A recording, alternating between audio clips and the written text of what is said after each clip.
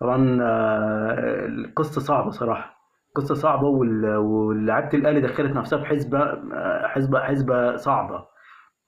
فربنا ييسر ان شاء الله، ونتمنى التوفيق للنادي الاهلي ان شاء الله. طبعا بالنسبه لي انا يعني اتمنى ان كهربا يكون سليم ويلعب ان شاء الله، لان كان اخر تقرير كان بيقول ان هو عنده كدمه وعنده اصابه.